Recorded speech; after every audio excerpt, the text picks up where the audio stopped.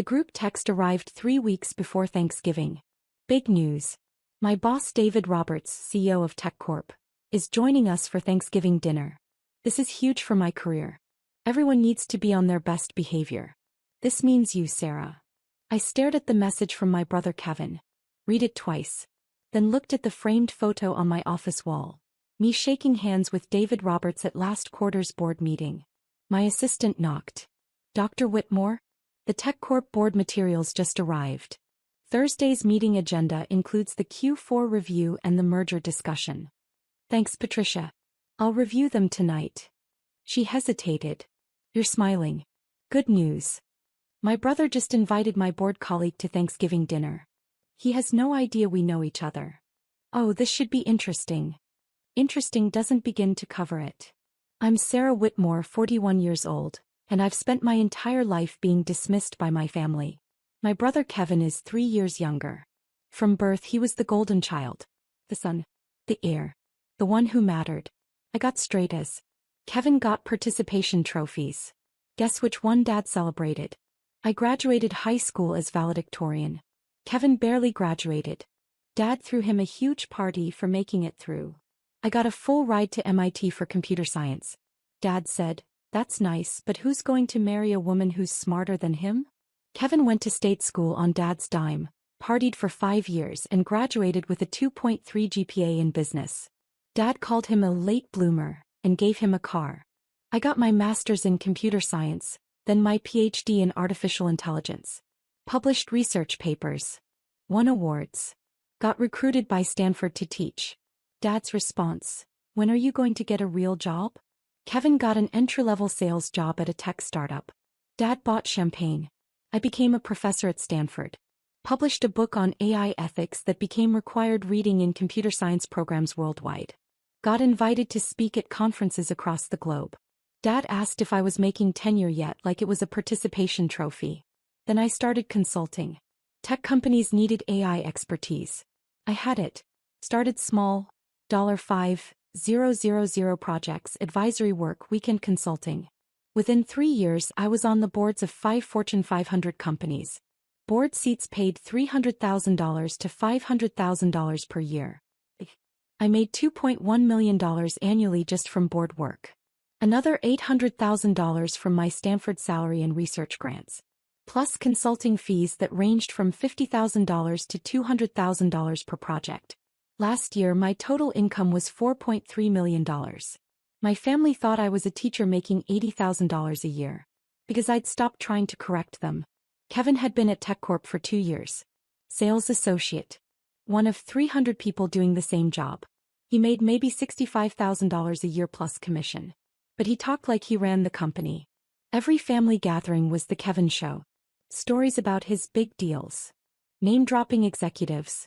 Explaining technology he barely understood to our parents who understood even less. Dad ate it up. "That's my son. Moving up in the world." Mom would add, "Sarah, you should ask Kevin for career advice. He really understands business." I had a PhD from MIT and sat on 5 corporate boards. Kevin cold called small businesses trying to sell cloud storage solutions. But your mom. I'd ask Kevin for career advice. Last Christmas, Kevin had announced he was being mentored by senior leadership. "David Roberts himself knows my name," Kevin said proudly. He stopped me in the hall last week and asked about my sales numbers. "That's wonderful, honey," Mom gushed. Dad beamed. "See, Sarah? That's what success looks like. Making connections. Getting noticed by important people." I sipped my wine and said nothing. Because I'd been in a 3-hour board meeting with David Roberts 2 days earlier, discussing a potential $8 billion merger. David had asked my opinion on the AI integration challenges. The entire board had waited for my analysis before voting. But telling my family that would require them to listen. To believe me. To acknowledge that maybe, possibly, I knew what I was talking about. So I said nothing. Kevin's Thanksgiving announcement came with 6 follow-up texts. "Dad, make sure the house looks good. First impressions matter. Mom, we need good food. Not your usual stuff. This is a Fortune 500 CEO. Sarah, please dress appropriately. Nothing weird. And don't talk about your teaching stuff. It's boring. Everyone. David Roberts is worth $400 million personally. TechCorp is a $15 billion company. This is the most important dinner of my career. If this goes well, I could get promoted to senior sales associate. Maybe even account executive. Do not embarrass me. I screenshot every message. Sent them to my colleague Jennifer, who also sat on TechCorp's board. Her response, "Oh my God. Does David know he's having dinner with your family?" Apparently not. Are you going to tell him? Not yet. I want to see how this plays out. You're evil. I love it. I called David's executive assistant, Monica. We'd worked together on board materials for 3 years. Monica, did David accept a Thanksgiving dinner invitation from Kevin Whitmore in sales? Oh, you know about that? Yes. Kevin's been persistent. Sent 3 emails. Finally, David said yes just to stop the requests. He's going for an hour max. Kevin is my brother. Silence. Then, I'm sorry, what? Kevin Whitmore is my younger brother. He has no idea I'm on TechCorp's board. How is that possible? My family doesn't pay attention to my career. They think I'm just a teacher. Monica started laughing. This is going to be amazing. Does David know? Not yet. I thought I'd let it be a surprise. Dr. Whitmore, you're diabolical. Can I tell David? No. Let him figure it out. This is the best thing that's happened all year. The week before Thanksgiving, Kevin's instructions intensified. Sarah, I bought you an outfit. It's at Mom's house. Please wear it. You always dress like a librarian. The outfit was a floral dress from Target. Size large. I'm a size 6. I texted back, I'll wear my own clothes, thanks. Sarah, this is important. Can you just once not make everything difficult? I left him on read. Wednesday before Thanksgiving, Kevin called. I need to prep you, he said without greeting. Prep me for what? For meeting David. He's incredibly successful. CEO of a major company. You need to be respectful. Don't ask stupid questions. Don't talk about things you don't understand. Like what? Like technology, business, anything corporate. Just stick to teaching or whatever. Kevin, I have a PhD in computer science. I think I can handle a conversation about technology. Having a degree isn't the same as real-world experience, Sarah. David built a $15 billion company. You grade papers. It's different. I counted to 10. Anything else? Yeah. Don't mention your age. You're 41 and single. It's embarrassing. Embarrassing for who? For the family. David is married with kids. Normal, successful life. I don't want him thinking our family is full of weird spinsters. I'm a tenured professor at Stanford. Which is great, but it's not like you're a CO or anything. Just, let me do the talking tomorrow. You can smile and nod. He hung up. I sat in my office at Stanford, surrounded by AI research papers, book awards, and photos from corporate board meetings. Then I called David Roberts directly. His personal cell. The one only board members had. He answered on the second ring. Sarah. What's up? Quick question. You're having Thanksgiving dinner with Kevin Whitmore tomorrow. Unfortunately, yes. He's been aggressively networking. Figured I'd put in an appearance, talk about his sales numbers, be encouraging. Standard CEO stuff. Why? Kevin is my brother. Silence. Long silence. I'm sorry, Kevin Whitmore in sales is your brother? The one who sends me weekly emails about his performance metrics. That's the one. How did I not know this? He doesn't know I'm on your board. My family doesn't know I do corporate work. They think I'm just a Stanford professor. David started laughing. Actual full laughter. You're kidding. Nope. Kevin's been telling the family for weeks that his CEO is coming to dinner. He's coaching everyone on how to behave. Including me. He told me not to talk about technology because I don't have real-world experience. You literally advised us through a $3.2 billion AI acquisition last quarter. I know. You published the paper that changed how we approach machine learning ethics. I know. You're one of the most respected AI experts in the country.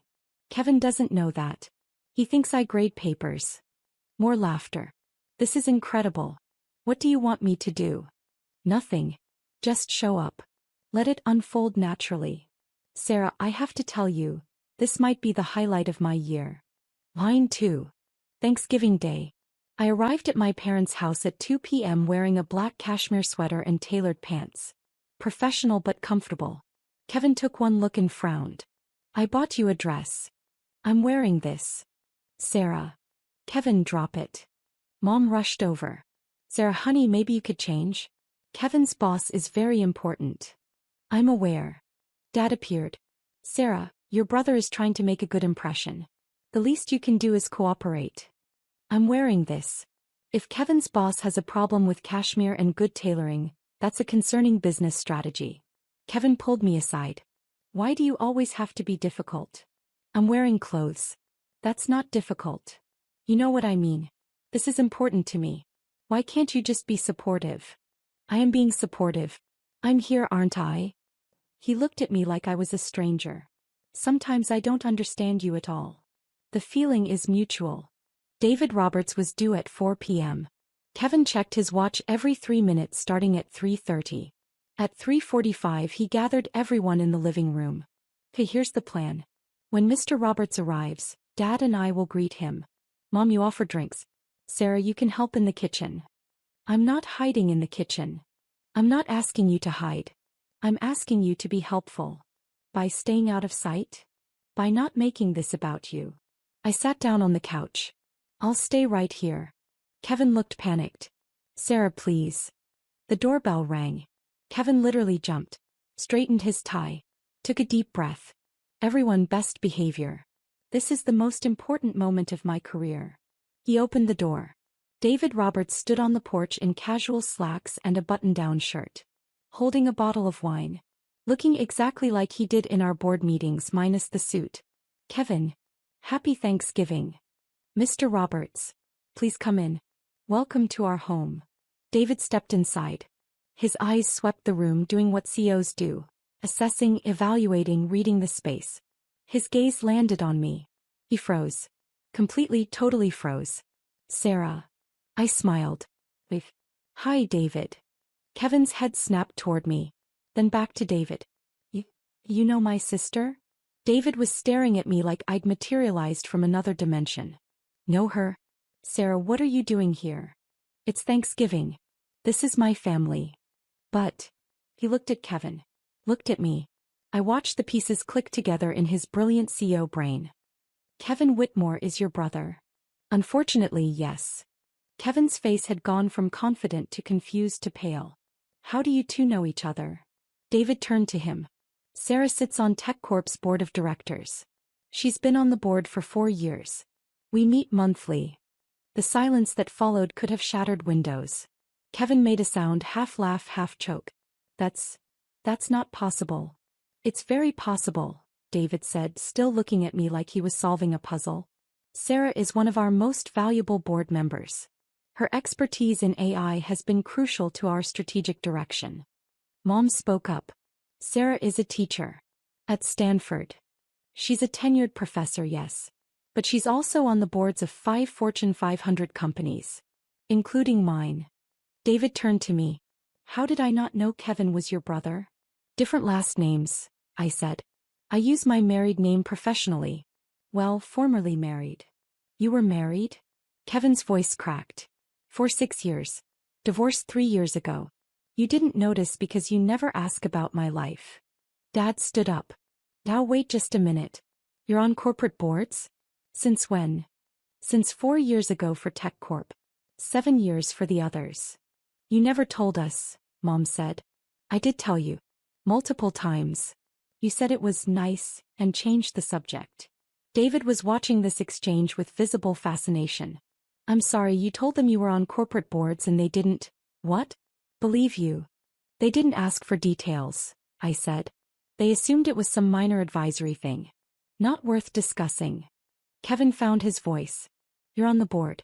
The actual board. The one that makes decisions about the company. Yes, Kevin. The board of directors. I'm on the compensation committee and the technology oversight committee. I approve your CEO's salary. I gestured to David. Among other things. David was trying not to smile. Failing. Sarah, your family thinks you just teach? They think I'm a professor who grades papers and occasionally publishes articles nobody reads. Your book on AI ethics is required reading at MIT and Stanford. It's been cited in over 3,000 academic papers. Your research changed how the tech industry approaches machine learning. Kevin sat down. Actually sat down like his legs had given out. Dad looked at David. Is this true? Absolutely true. Sarah is one of the foremost experts on artificial intelligence in the world. Companies pay her up to $200,000 for a single consulting project. Her board seats pay $300,000 to $500,000 annually. Each. Mom's hand went to her mouth. She makes more than I do, David continued, clearly enjoying himself now. And I'm the CEO of a $15 billion company. That's not quite true, I corrected. Your compensation package last year was $12 million. I make about $4.3 million. Fair point, David conceded. But you make it without the stress of running a company. Kevin was staring at me. $4 million? Give or take. Depends on consulting projects and speaking fees. Speaking fees. I give keynote speeches at tech conferences. Usually $50,000 to $75,000 per speech. The room was completely silent. David, to his credit, was handling this beautifully. You know, Kevin, you told me your sister worked in retail. Kevin's face went from pale to red. I said she worked at a university. You must have misunderstood. No, you specifically said retail. I remember because I thought it was odd that you had a sister in retail while you worked in tech. I don't remember saying that. I do. It was 3 months ago. You were in my office trying to schedule this dinner. I leaned forward.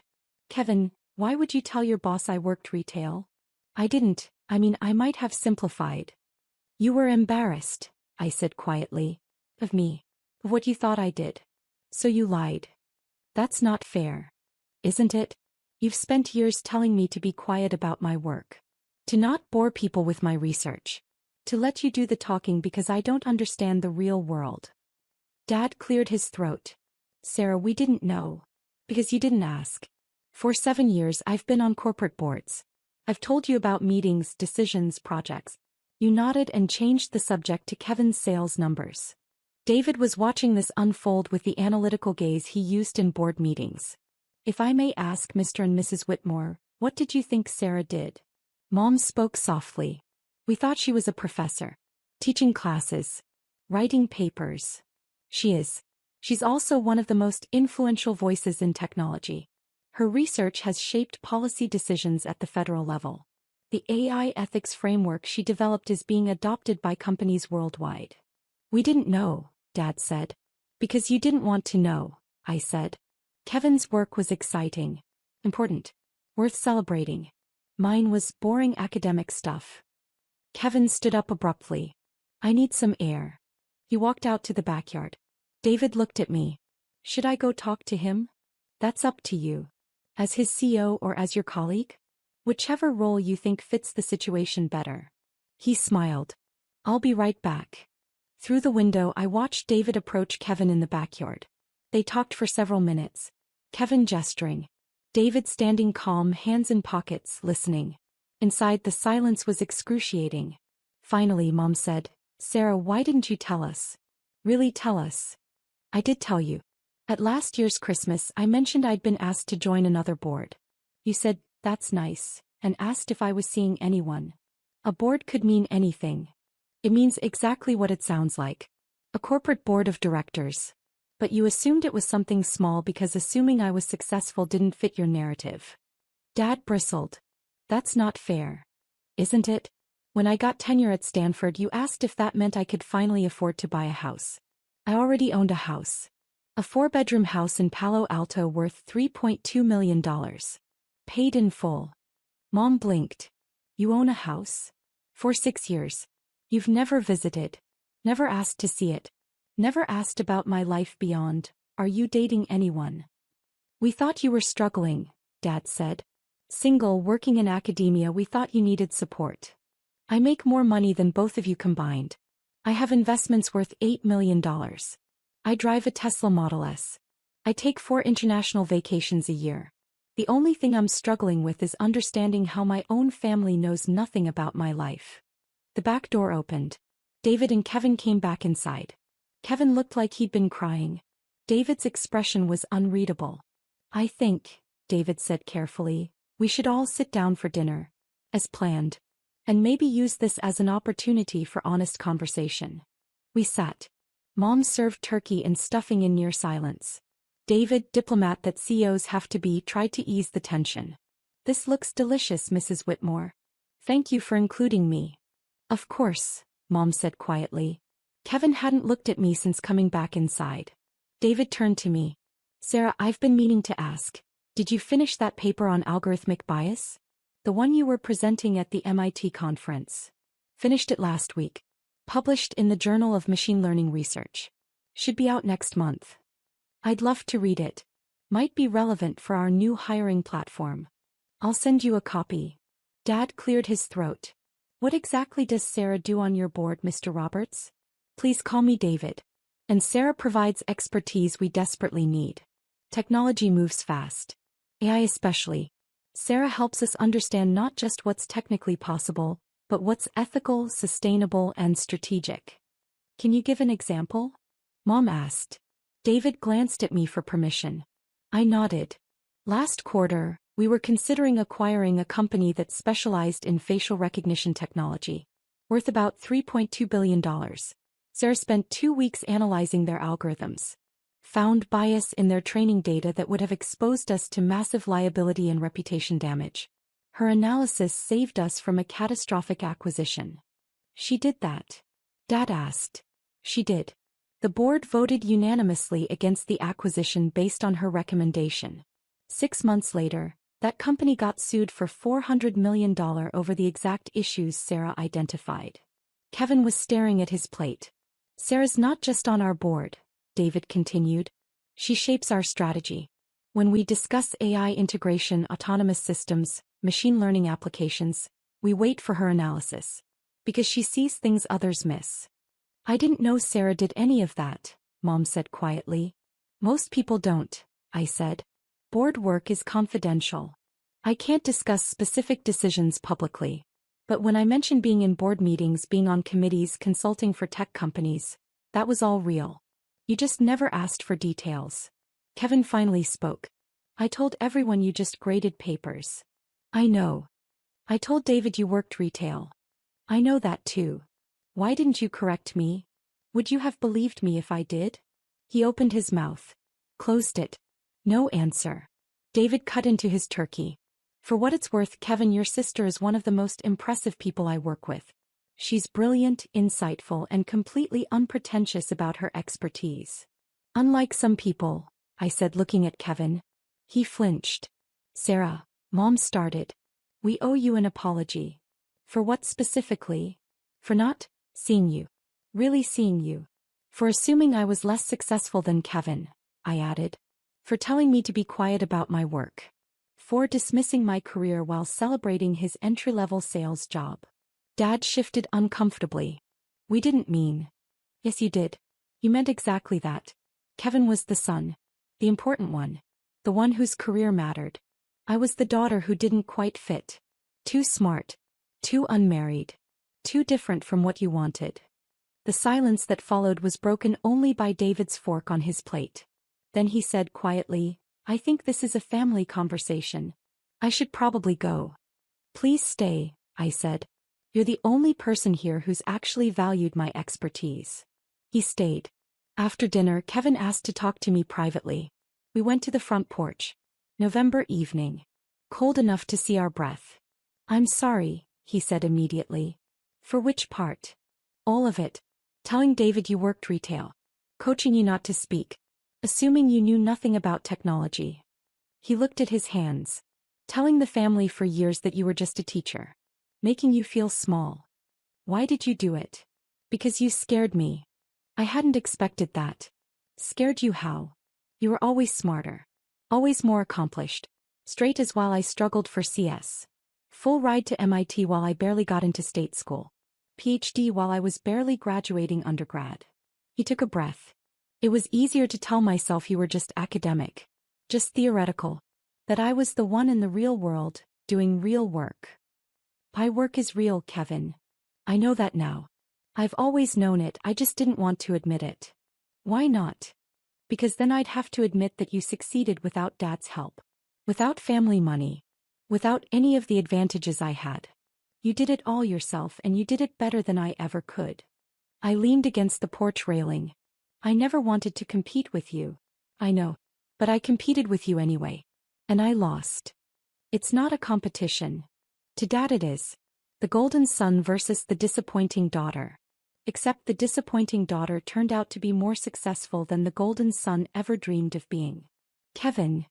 I make $65,000 a year, Sarah. You make $4 million. You own a house worth more than I'll make in 50 years. You sit on boards with CEOs and billionaires. You've accomplished more than anyone in our family by a factor of 100. And you lied to everyone about it. Because I couldn't handle the truth. That my sister, the one I'd been told was less important, less valuable, less worthy of attention, was actually the most successful person in our entire family. I didn't respond. Let him sit with that truth. David talked to me in the backyard, Kevin continued. Asked me why I lied about you. I tried to explain and he just looked at me and said, "You know what I see? A man so insecure about his own accomplishments that he has to diminish his sisters to feel adequate." David doesn't pull punches. He told me I should be proud of you. That having a sister on his board should have been the first thing I mentioned when I started at TechCorp. That I hid you. Diminished you. Made you smaller so I could feel bigger. Yes. You did. Can you forgive me? I looked at my brother. Saw someone who'd spent his whole life being told he was special for being a son. Who'd built his identity on being the important one. And who'd just had that identity shattered by discovering his dismissed sister was the truly accomplished one. I don't know, I said honestly. You didn't just lie once, Kevin. You've spent years making me feel like my work didn't matter. Like I was embarrassing for being educated, successful, unmarried. You made me the family joke. I know. And now you're sorry because David exposed the truth. But would you be sorry if he hadn't? If you'd gotten through this dinner without him recognizing me? He was quiet for a long time. I don't know. Probably not. At least you're honest about that. What do I do now? That's up to you. But Kevin, I need you to understand something. I don't need you to be proud of me. I don't need Dad's approval or Mom's recognition. I built a career and a life that fulfills me completely. With or without family validation. You sound like you don't need us at all. I don't. Not anymore. I needed you when I was 18 and alone at MIT. When I was 25 defending my dissertation. When I was 30 navigating a divorce. But you weren't there for any of that because you were too busy being Dad's golden boy. Sarah. I'm not angry. I'm just done. Done pretending. Done making myself smaller. Done letting you feel superior by making me feel inferior. Kevin wiped his eyes. I fucked this up. Yes. You did. Can we fix it? I don't know. Can you handle having a sister who's more successful than you? Can Dad? Can Mom? Or will you always need me to be the struggling spinster to make yourselves feel better? He had no answer. We went back inside. David was preparing to leave when we returned. Thank you for dinner, he said to Mom. And for the enlightening conversation. Before you go, Dad said, I have questions. David paused. All right.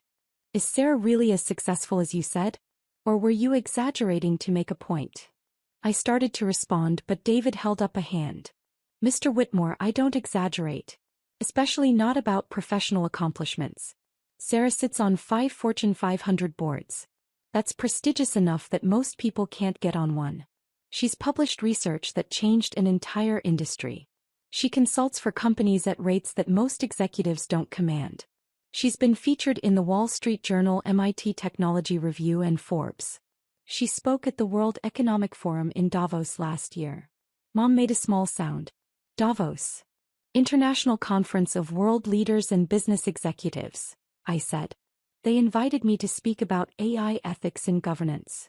You never mentioned that, Mom whispered. I did. You asked if I had fun on my trip to Switzerland. I said yes. You changed the subject to Kevin's sales award. Dad turned to Kevin. You won a sales award? Kevin's face reddened. Regional top performer. Third quarter. It was just what every sales associate gets if they hit their numbers, David finished. It's nice. Good job.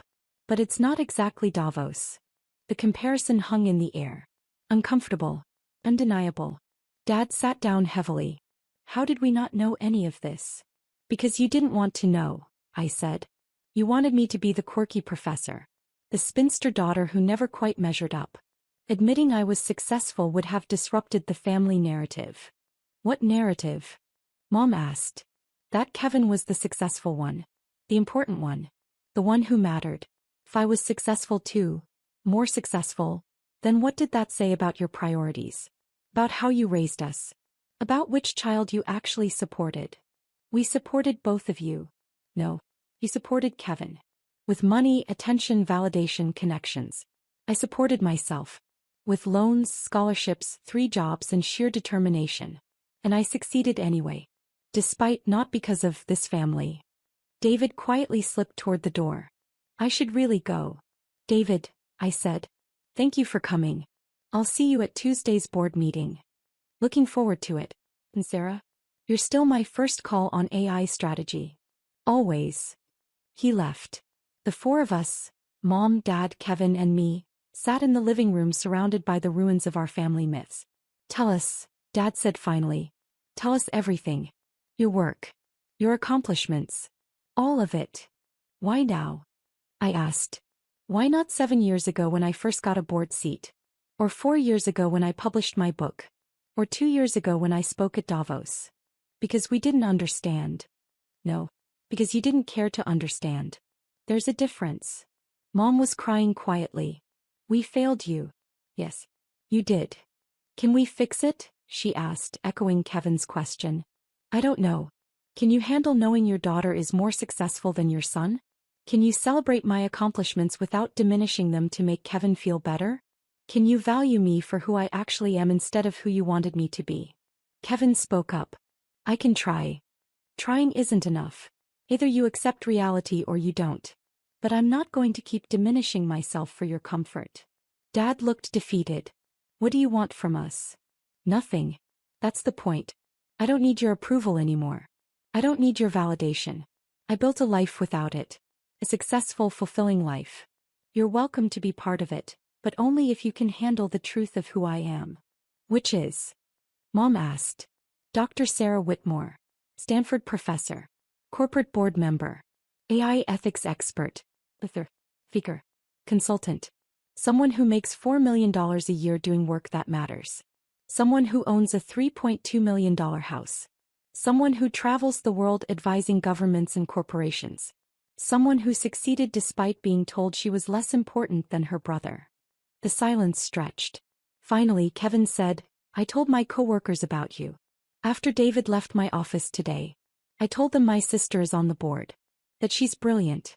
That she's one of the most respected AI experts in the world. Why?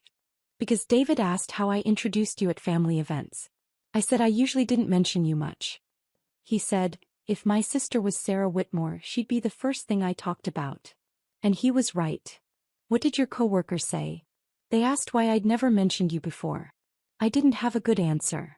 The answer is you were embarrassed. Of me. Of my success that highlighted your mediocrity. He flinched but didn't deny it.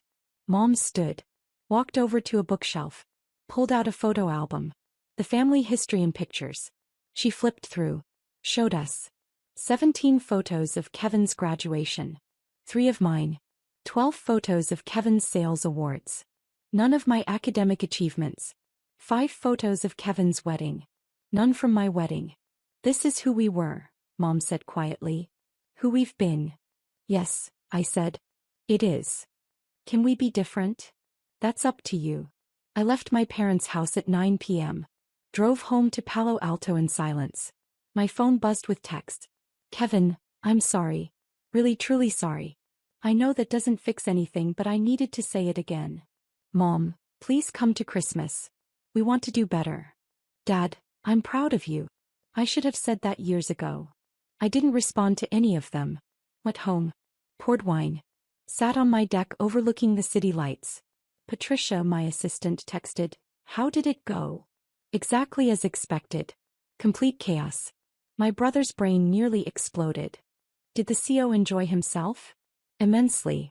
He's now aware that one of his sales associates lied about his sister's career. That should make for interesting performance reviews. You're terrible. I'm honest. There's a difference.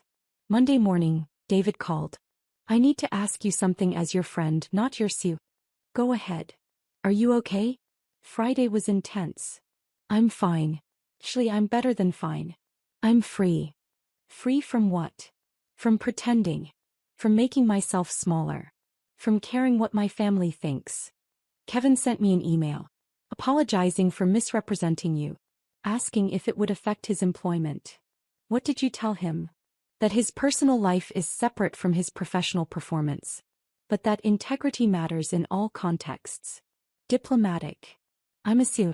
Diplomacy is the job. He paused.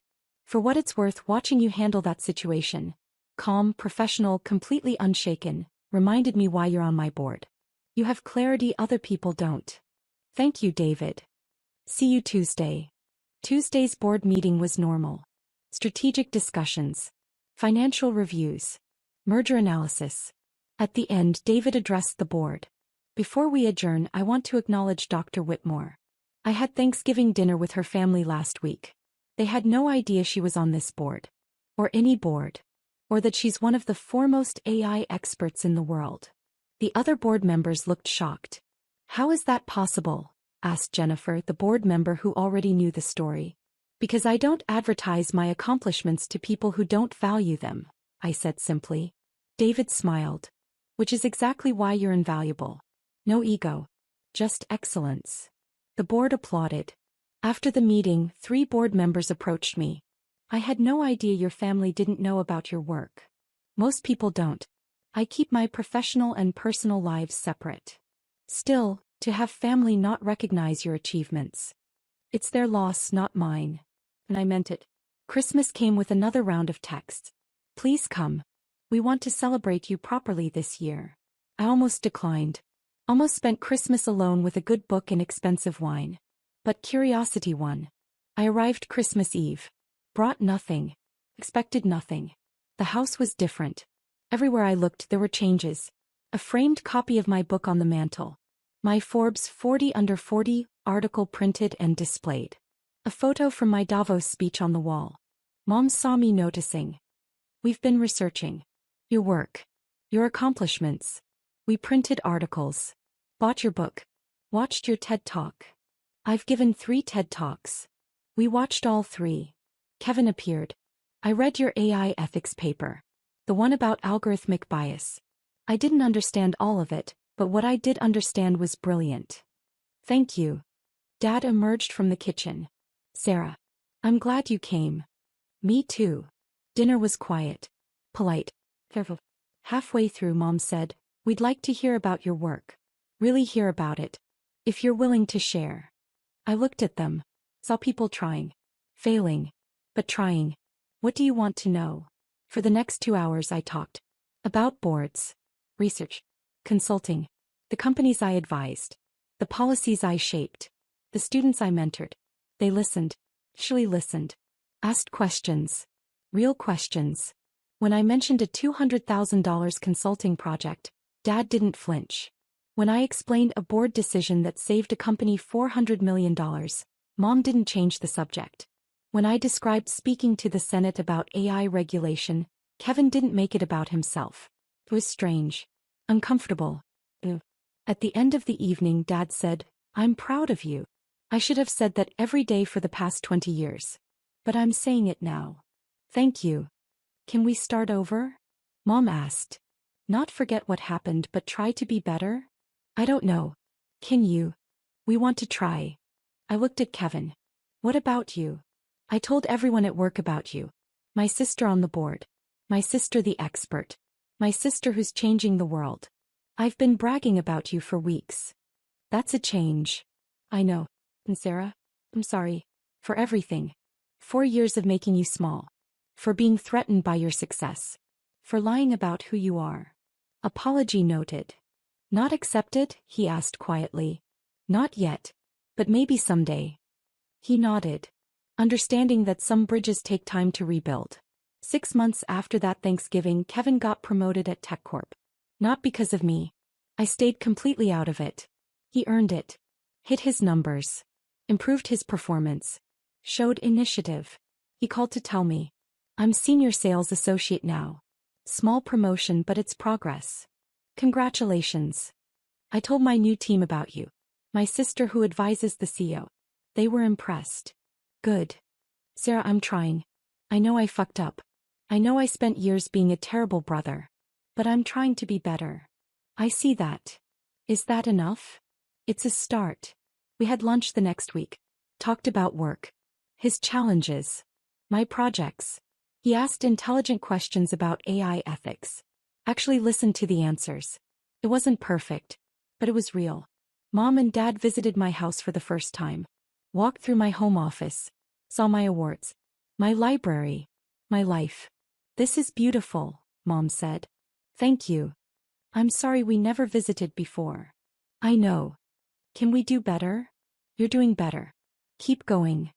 A year after that Thanksgiving, I was named to Forbes' Most Powerful Women in Tech list. My family threw me a party. A real party. With my accomplishments celebrated. My work recognized. My expertise valued. Kevin gave a toast. To my sister Sarah. Who succeeded despite having a family that didn't see her. Who built an empire while we were celebrating my sales awards. Who proved that real success doesn't need validation, it creates it. Everyone applauded. Mom cried. Dad beamed. Kevin looked genuinely proud. It wasn't forgiveness. Not entirely. But it was acknowledgement. Recognition. Respect. And sometimes that's enough. I stayed in touch with David Roberts.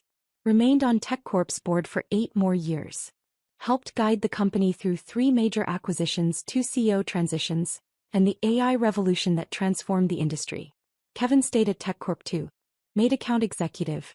Then senior account executive. Never meteoric but steady. Honest. No longer threatened by my success. And every Thanksgiving after that infamous dinner we told the story.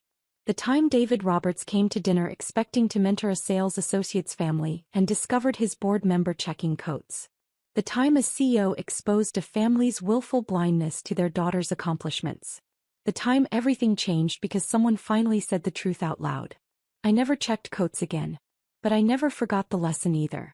Success doesn't require validation from people who refuse to see you. It just requires showing up as exactly who you are. And letting the truth speak for itself.